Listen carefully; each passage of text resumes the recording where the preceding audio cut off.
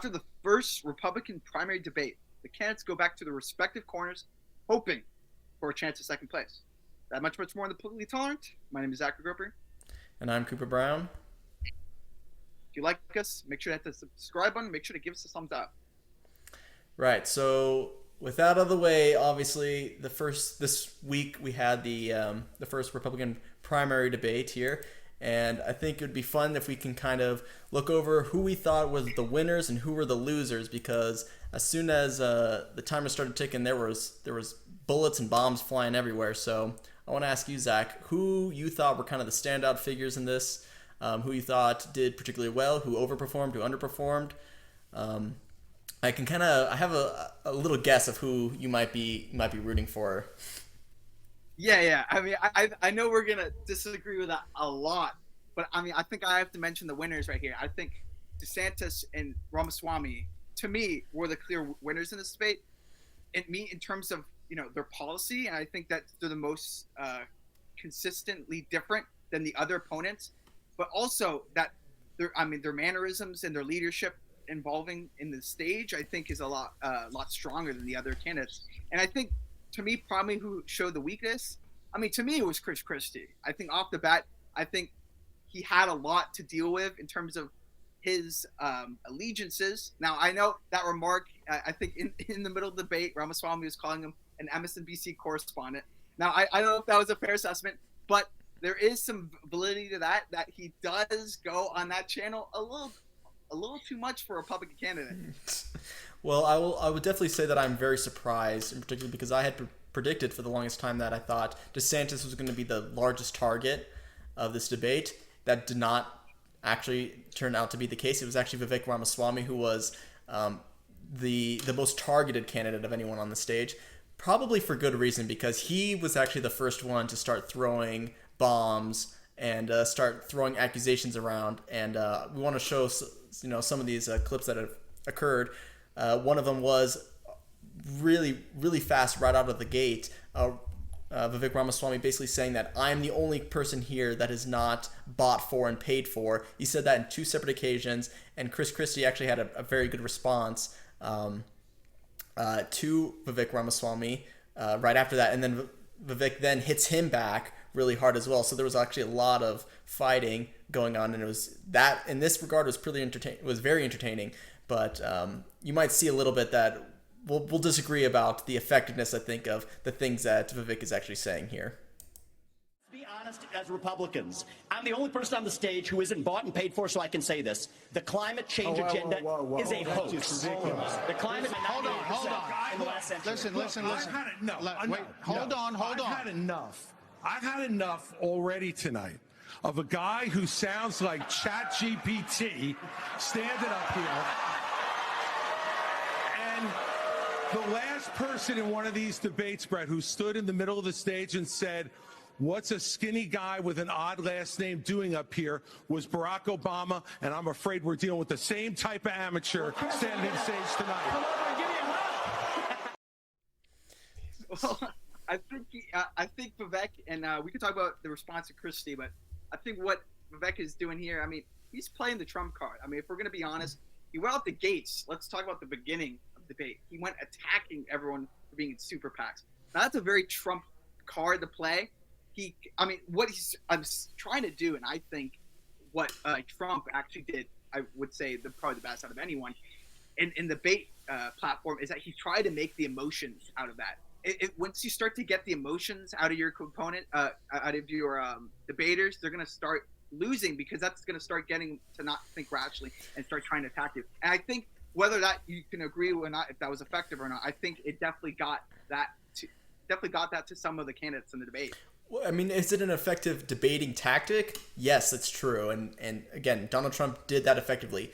Is it a very good moral argument to go out there and make, extremely strong accusations towards your opponents when you have no basis of doing so? And this is something that, Vivek did quite a lot this time, this particular night, is that he would say some allegations and then just like blanket across it to all the people, which is, not the most, I would say, the virtuous form of how to conduct yourself in a debate. Now it is a presidential debate. You know, this is things that you're expected to happen, but I think it was a much better moment when Chris Christie then responded to Vivek when he talked about some of the lines that Vivek had been saying. He actually had been quoting from Barack Obama from 2008 when he talked about, who's this long skinny guy who has this funny last name who's out here on stage. That is actually a quote from Barack Obama.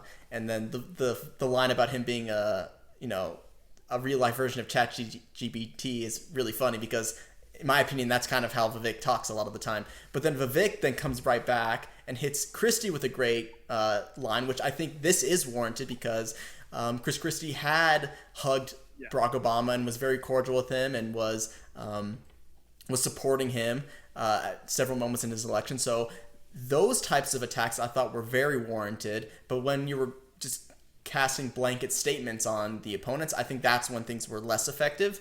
But in total, I think Vivek actually accomplished everything that he wanted to, which was be the aggressor and be the person that was just taking punches from everybody and really just get into gunfights constantly back and forth. Yeah, I mean, again, like you said, this is a debate. I don't know if anyone actually goes in debate thinking of a civilized conversation. I mean, at least debates nowadays, I think that's completely gotten out of proportion. But I mean, to me, to be honest with you, this is what a debate really is now. It's like, I don't think people focus on the policy decisions, at least at this initial stage, because I think everyone in the Republican Party is pretty much congruent in terms of policy. I mean, there are differences in policies, and we'll talk about that a little later in the episode. But I think there's so much similarities between the candidates that they're going to have to find a way to differ themselves from the other candidates. Now, like you said, Vivek made a strong attempt to assert his difference by trying to act like the alpha, attacking people at the outset and try to get people defensive and to lead to people making a bad judgment on their part and showing his mannerisms in that way. But I think what we have to figure out here is like, how can we figure out who actually shows the best character in the candidates, who actually demonstrated the best ability to be composed in his debate and actually illustrate their opinions without any emotional component to it. Well, I mean, again, this goes back to the how do you judge these debates, because it's basically impossible because everyone has their own perspectives and people think, just depending on your political perspective, you would, grant more points to one particular argument than the other. And especially because a lot of the arguments, or several of them actually were divided amongst the candidates, particularly things like Ukraine and abortion, which we'll probably get into. But while we're talking about Vivek, this is kind of the argument that I think we can get into, because after seeing this debate, my mind is pretty much made up clear on Vivek at this point, which is, it's going to be disagreeing with you, but I think this might make for some fun conversation, which is, for one thing, I've now grown a few problems with him and with his strategy, because for one, he seems to not be playing the game to win, in my opinion, and this is because he seems to be sucking up the most to Donald Trump that I've seen in any other candidate ever, particularly in the stage going on. He was, anytime that Donald Trump was mentioned, he was very, very eager to play towards that basis, which is fine. He's able to do that. And there's the example that we'll show is when the candidates were asked whether they would support Donald Trump if he was indicted. Everyone, kind of raised their hands. Some of them were begrudgingly, but you can see right in the very middle of the stage, Vivek just shoots his hand up really fast and is like waving it around, just being like, yes, no, I'm the one who will always support Donald Trump no matter what. And to me, this feels like he's kind of just playing this puppy. I'll give you a chance to talk as soon as we show this clip, but to me, it seems like he was just playing this puppy towards Donald Trump, which to me, I did not particularly like, because again, it's playing to lose, it's playing for second place, and he's trying to gain that Donald Trump basis, which he'll never get. That'll always be stick to Donald Trump. Signed a pledge to support the eventual Republican nominee. If former President Trump is convicted in a court of law, would you still support him as your party's choice? Please raise your hand if you would.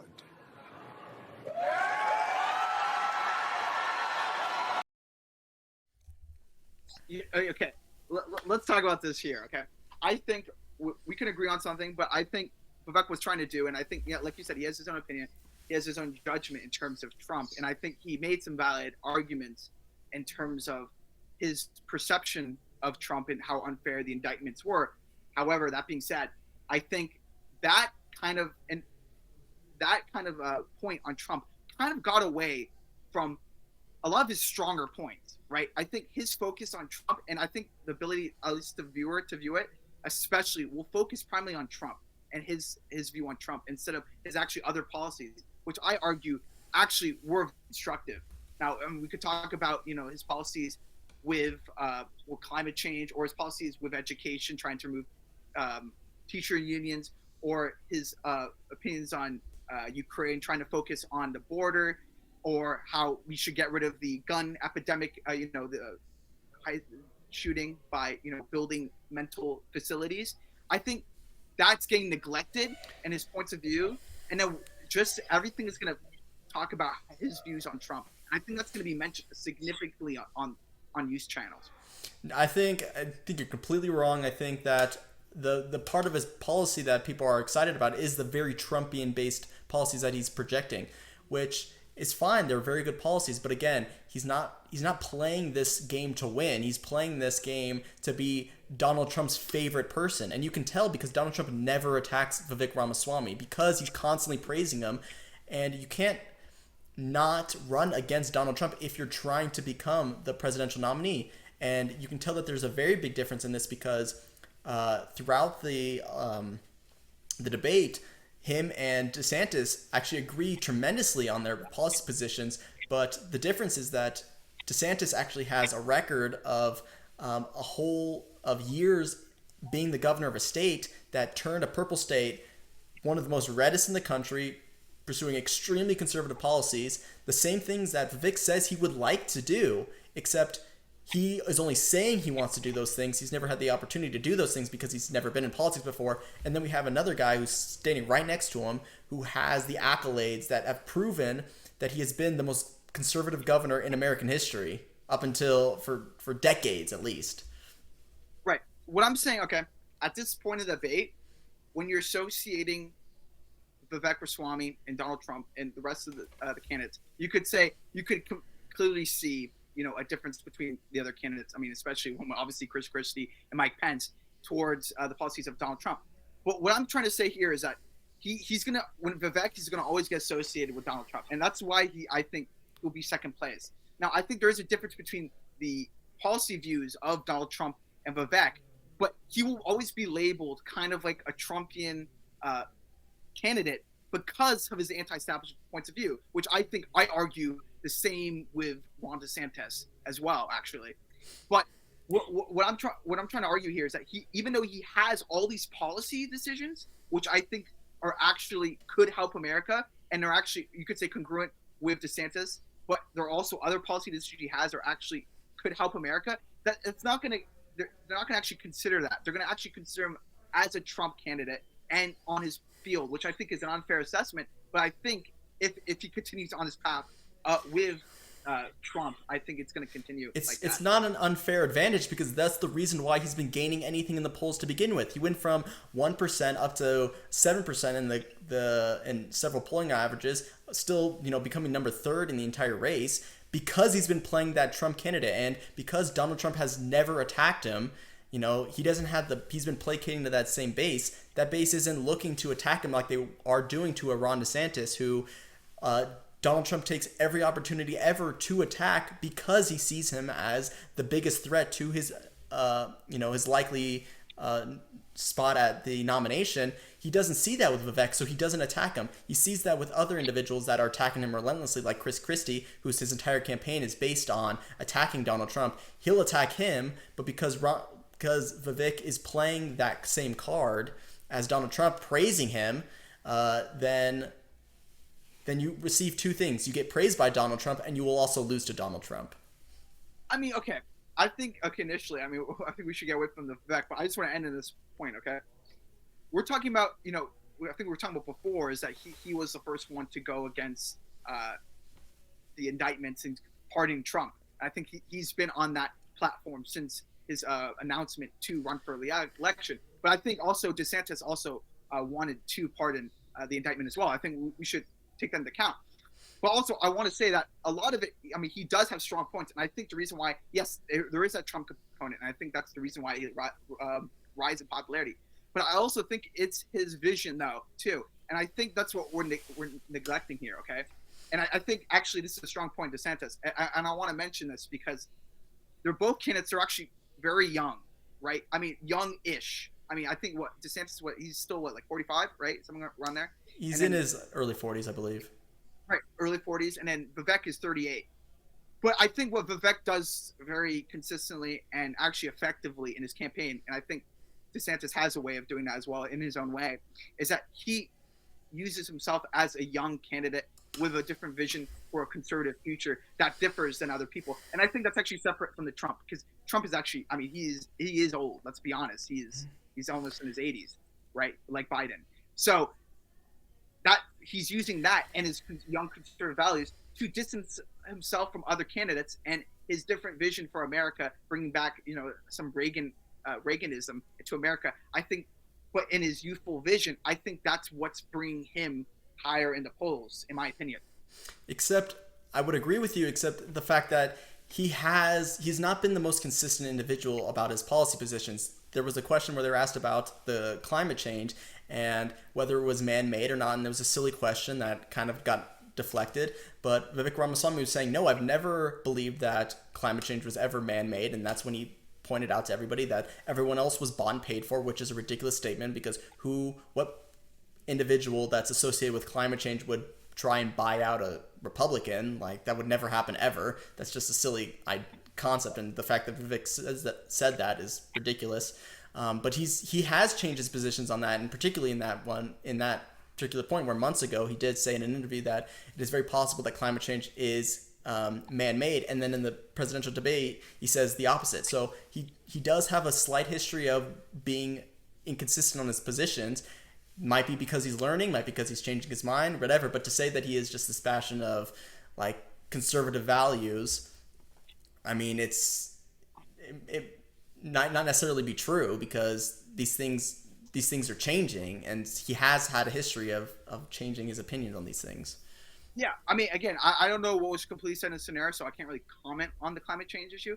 But I think, I mean, we could take that into account. But I think let's talk about another candidate who I think had a strong impression as well, and Ron DeSantis. And I think he made a really good point, I think, about what was going on with Ukraine and Mexico. And I think he made a strong point in terms of we should distance ourselves from Ukraine, not fund as much as America, because it's Americans' priority to focus on what's closer to our borders, and which is, the Mexican border, with all this fentanyl coming into the borders, human trafficking. And I think that is a more pressing issue. And I think Ron DeSantis articulates that well in this viewpoint. President of the United States, your first obligation is to defend our country and its people. And that means you're sending all this money, but you're not doing what we need to do to secure our own border. We have tens of thousands of people who are being killed because we're not handling both. And so I am going to declare it a national emergency. I'm not going to send troops to Ukraine, but I am going to send them to our southern border. When these drug pushers are bringing fentanyl across the border, that's going to be the last thing they do. We're going to use force, and we're going to leave them stone cold dead.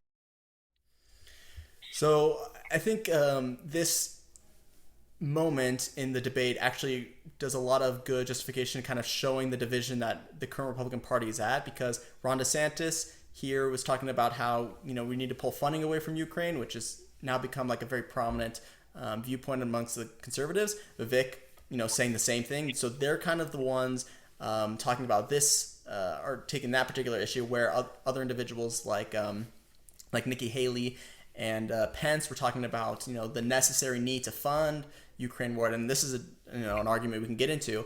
In my opinion, they're actually both right. Both sides have a lot of truth to them. But I think none of the candidates actually did a particularly great job on this issue, describing what is necessary needed to do to stop the war. They both said either we stop the funding or we continue funding, and they gave their various reasons, but they didn't explain the reason why that some of this was actually necessary, like supporting Ukraine in the beginning of their invasion was extremely necessary, and then why finding an off-ramp is also just as necessary. And unfortunately, that was kind of a failure on my that I noticed. The candidates didn't actually do a great job explaining.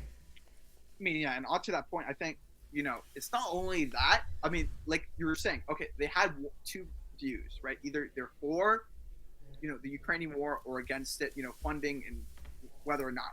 But they're not actually giving a viable solution. And I think as a president, that should be the primary focus in order to establish, a reputation within the world stage. I think our ability to negotiate with other countries is important. I mean, look, we did it with the current Abraham Accords. I mean, Trump did it. We did it with Iran in terms of 1981 with Ronald Reagan, and we also did it, 79. I mean, you could disagree with Jimmy Carter definitely, but he made that arrangement between Egypt and Israel. It's the president's focus should primarily be on trying to solve foreign policy issues, and I think this issue in Ukraine and Russia, we could attempt to solve with our status as a world power. We can try to have a resolution that will be beneficial on all sides. And I think that's what they should focus on instead of this division between funding and not.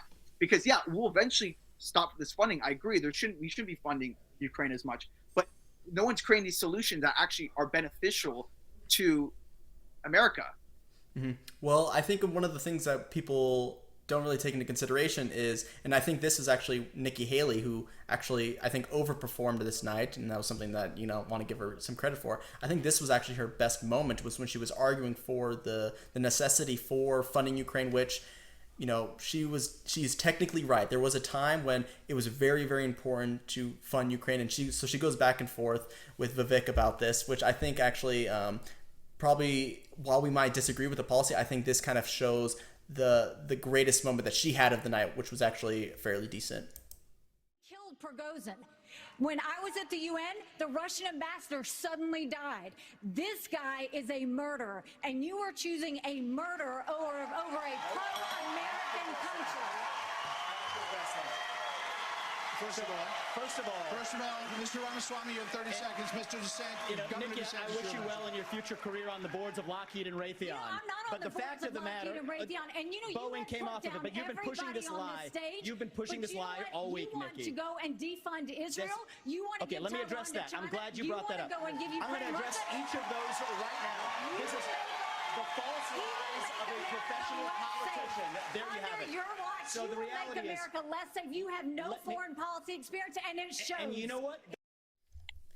So I think we're gonna start going down that Vivek train, but to me, yeah, she had. If we're talking about presentation, she went on the attack in an effective way. However, I don't think it executed well in terms of the aftermath. I mean, Vivek did say that you would make a perfect board member for Raytheon afterwards, but that's not the point I'm trying to say. Okay, but what we're talking here is like, yes, she outlines the issues. She's talking about foreign policy. And she's talking about controversy. Actually, I don't know if you picked up on that, Cooper, but she was talking about Vivek's earlier remarks about Israel, and that he said he would pull funding to Israel. But I mean, what she didn't articulate was the fact that he did say that he would start a Abraham's Accords #2 and be the most positive country towards Israel. And Israel is an effective country now, and a highly a very good economy. So I mean, we take that into account. Now, whether you agree or not with the funding, I think it is an interesting point of view, but it is an attack that I argue a lot of Republicans would disagree with, and the fact that a lot of Republicans are very supportive of funding Israel. But I think you can't look at it in that way, though, in my opinion. Mm-hmm. But yeah. Well, in particular, it's not like we're giving, tens of billions of dollars to Israel, and I think Israel is an extremely important, valuable asset. And I think I don't particularly mind funding and being very generous to our allies, particularly Israel, who is probably one of the most moral countries in the entire world. So the fact that we only give them, it's under $4 billion a year. I mean, that's not, in terms of government spending, that's pretty much chump change, which, we give far much more to other countries that are not deserving of that.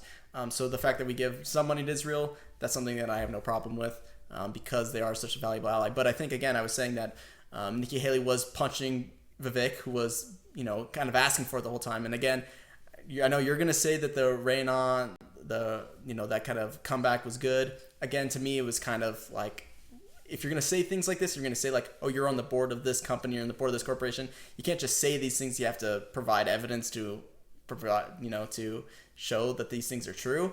And that's what really hammers home like a big diss, is when you have like, when something is clearly true and something's obvious, but when you just say things, it's kind of hollow. But regardless, I think Nikki Haley actually did a fairly strong performance, more than I kind of expected, particularly in this questioning and also in the questioning regarding pro-life. I think she did a pretty good job, even though she was going back and forth with Mike Pence in particular, who actually got a ton of time. He was combative with everybody, and clearly getting the most amount of time, watch time, I think over 12 minutes. So I know he had a particularly good showing as well. Yeah, I think what she did with Pence, I think she actually, I actually think it was in terms of whether I agree with policy or not, I think she did her own, which was showed strength as a candidate for presidency. Although I maybe disagree what she says, though. I do agree with the fact that she said leave it to states. I think a lot of Republicans agree with that. But I think but the aspect of like saying it's a woman's choice and whatnot, I think perhaps that resonates with a lot of women voters. But whether that that helps with male Republican voters, probably not. So I don't know if that's very helpful. But I do think. I actually frankly think she did outweigh her expectations in terms of, let's just say, her presentation. I think Pence did too. Even though I don't agree with Pence in a lot of ways, I think he actually did have an effective debate. Now, we're talking about, he actually did very well. I don't know if you remember the vice president debate. He actually did a very effective job in presenting his debate against Kamala Harris. He made her look like, honestly, it's Kamala Harris, but still, he's still presented in a way that actually made him look like a professional candidate, whether I agree or disagree with his political opinions.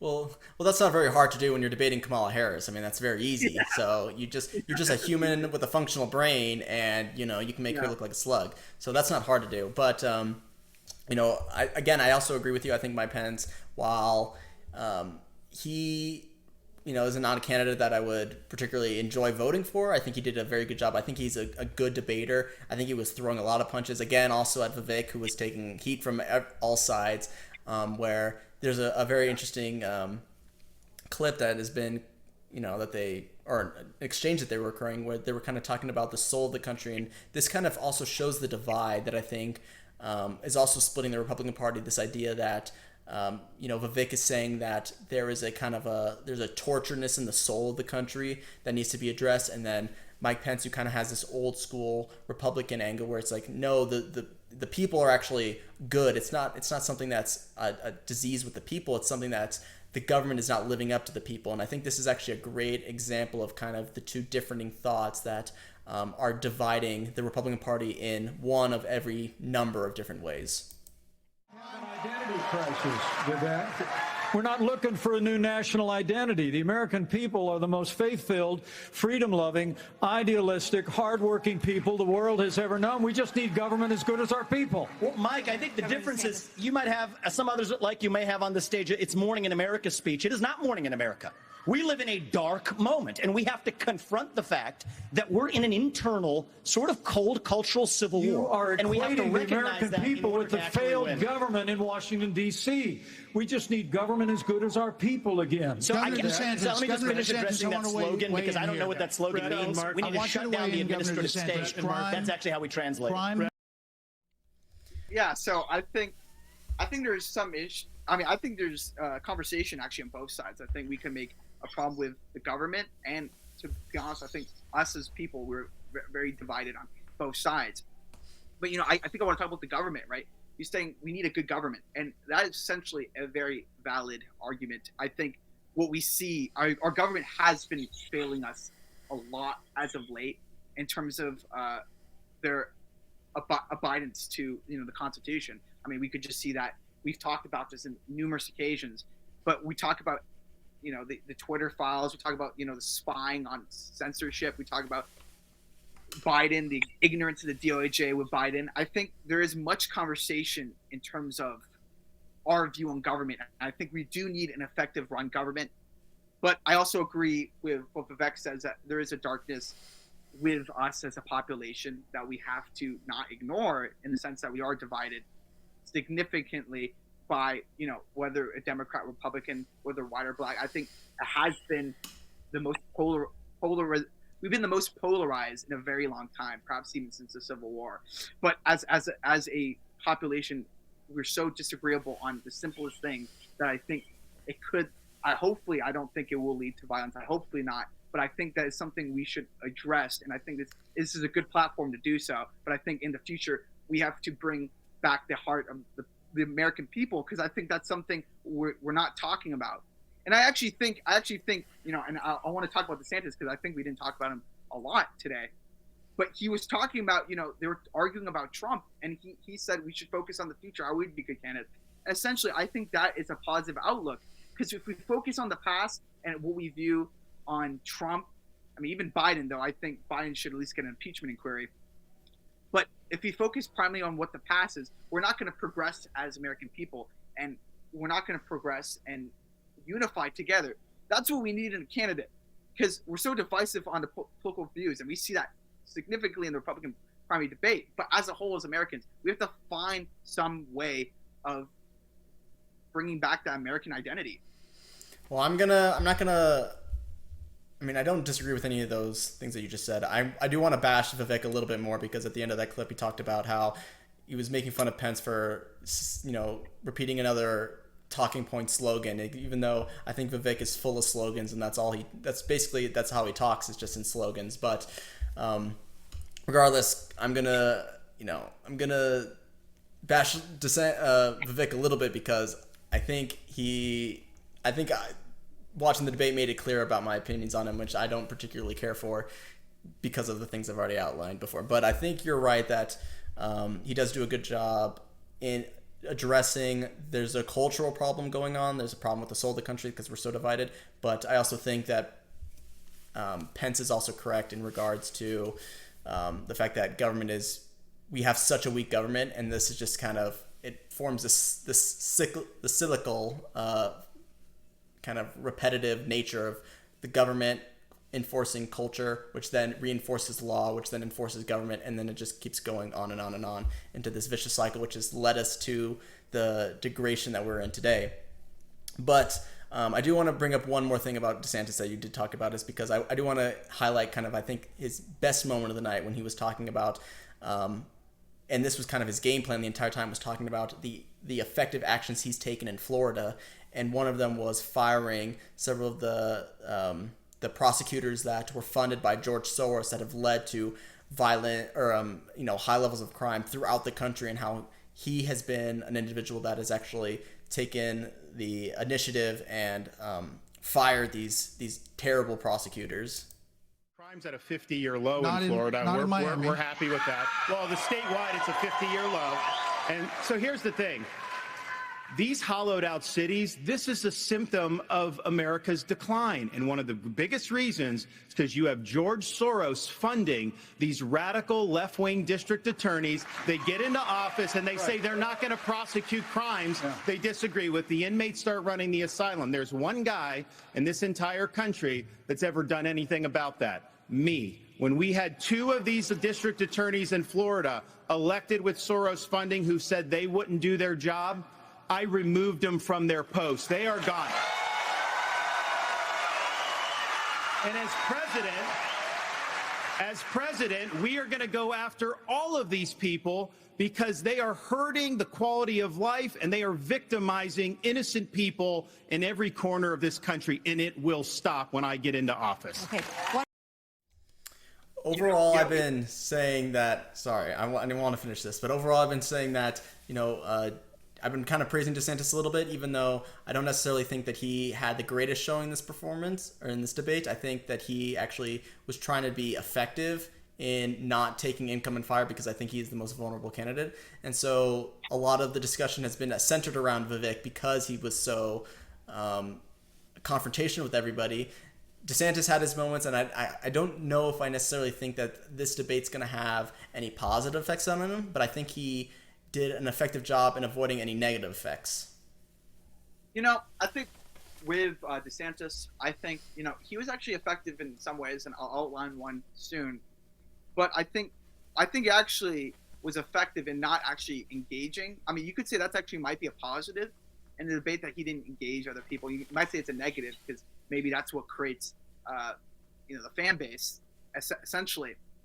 But I think his ability to stay on point on his message, I think he was actually very effective on that. Maybe he should have been more forceful in his undertaking. You can make the argument. But I think essentially what he did really effectively, in my point of view, and I think it showed actually leadership characteristics. And I think another, a political pundit, I guess he's a political pundit, Scott Adams, he wrote Dilbert or whatever. He was talking about this and actually wasn't even thinking about this. But, there was a question about climate change, which I thought was really stupid, that the Fox News came up with. And there's like, is climate change man-made?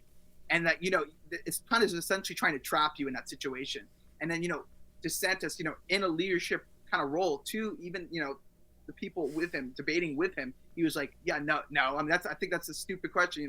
I mean, he's like, you're not answering that question. No, but I think it's a stupid question. We're not school children. We can answer it the way we want. Right. And I think that was an effective way of controlling that aspect of the debate. Now, one thing, let's say he had positives, and I think he was on point a lot of times. And I think his message about Florida and what he did in Florida was on point. Like you're talking about that with the Mexican border. And I mean, stuff he did in Florida, examples with, talking about George Soros, right? Very effective in the murder rates in the country. But what I wanted to see more of him, and I think, he actually got better throughout the debate. I think that's important to mention as well, is that he hasn't really mentioned what he'll do as president. And I think that's an important characteristic because it is different as a governor than it is as a president. Now, I think the more we see debates, this could change.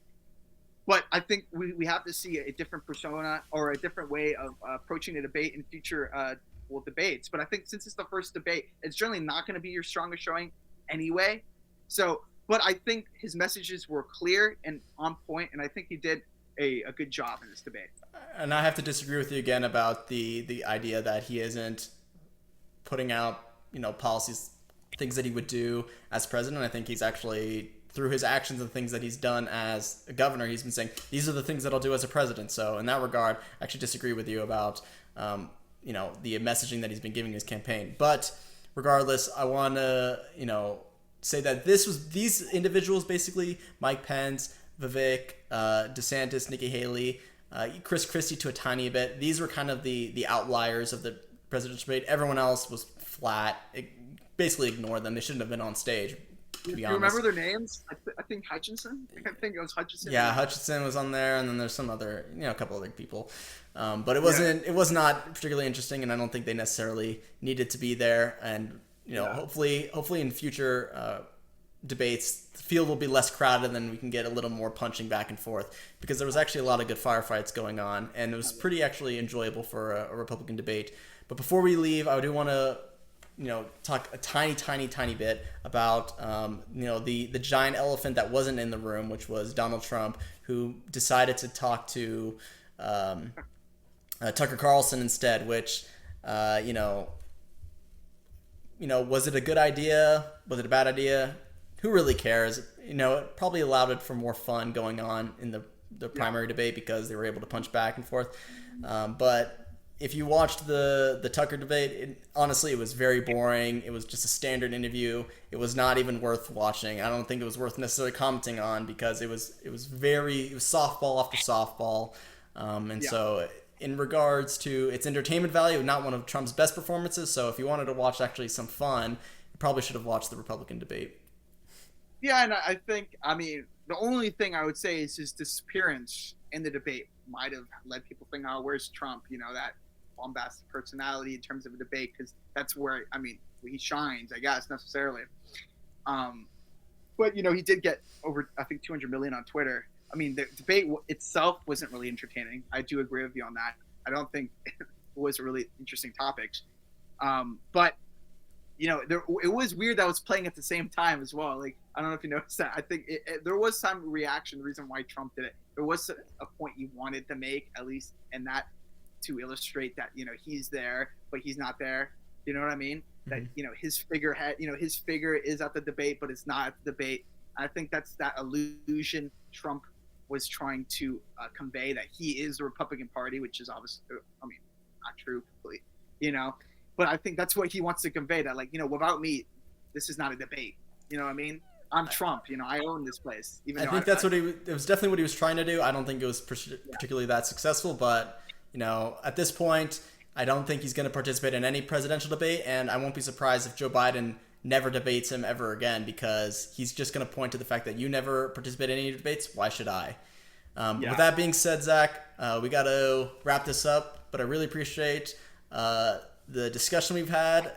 We were a little light on our arguments, I think, today, compared to actually what it could have been. But regardless, I think that